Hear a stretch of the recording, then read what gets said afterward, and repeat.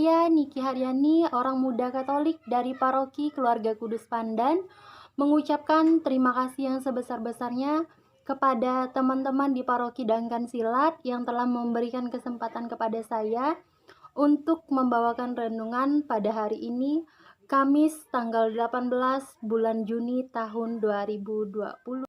Marilah kita sama-sama mendengarkan Injil Matius bab 6 ayat 7 sampai dengan 15.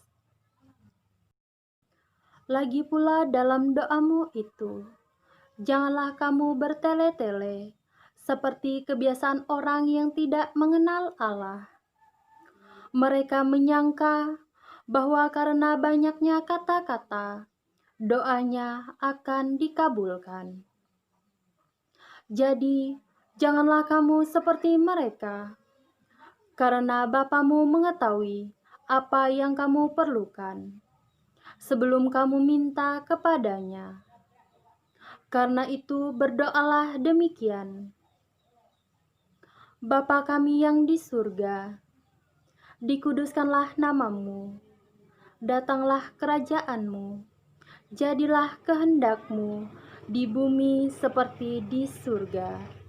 Berilah kami pada hari ini makanan kami yang secukupnya, dan ampunilah kami akan kesalahan kami, seperti kami juga mengampuni orang yang bersalah kepada kami. Dan janganlah membawa kami ke dalam percobaan, tetapi lepaskanlah kami daripada yang jahat, karena Engkau yang mempunyai kerajaan dan kuasa dan kemuliaan sampai selama-lamanya. Amin. Karena jikalau kamu mengampuni kesalahan orang, Bapamu yang di surga akan mengampuni kamu juga. Tetapi jikalau kamu tidak mengampuni orang, Bapamu juga tidak akan mengampuni kesalahanmu. Demikianlah Injil Tuhan. Baiklah Bapak, Ibu, dan saudara-saudari yang sama dikasihi Tuhan kita Yesus Kristus, Injil pada hari ini sangatlah menarik, yaitu mengenai hal berdoa. Doa atau berdoa adalah berbicara dengan Allah. Bagaimana cara kita berbicara dengan Allah? Tentu saja kita menyampaikan apa yang kita rasakan, perihal apa yang kita alami. Kemudian kita mensyukuri apa saja yang telah kita dapatkan. Dalam hal berdoa, terkadang kita terlalu meminta apa yang kita inginkan, sampai kita lupa untuk memantaskan diri bahwa sebenarnya kita tidak pantas untuk mendapatkan apa yang kita inginkan. Seperti yang Injil katakan, janganlah kamu bertele-tele seperti kebiasaan orang yang tidak mengenal Allah. Mereka menyangka bahwa karena banyaknya kata-kata, doanya akan dikabulkan. Jadi, saudara-saudari yang sama dikasihi Tuhan, berdoa itu tidak perlu berpanjang lebar, tidak perlu berlama-lama, karena sejatinya Tuhan mengetahui apa yang kita perlukan. Mungkin selama ini kita dalam hal berdoa, ketika berdoa kita sering sekali hanya mendoakan diri sendiri.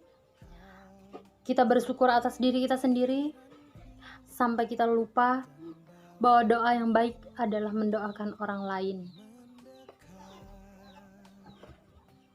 Terlalu sulit untuk orang mendoakan orang lain, terutama orang yang telah menyakiti mereka.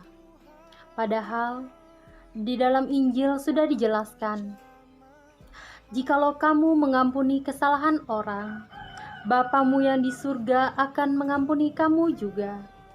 Tetapi jikalau kamu tidak mengampuni orang, Bapamu juga tidak akan mengampuni kesalahanmu. Jadi dari berdoa, selain kita mohon ampun atas kesalahan kita juga mengampuni orang-orang yang telah menyakiti kita. Doa erat kaitannya dengan harapan.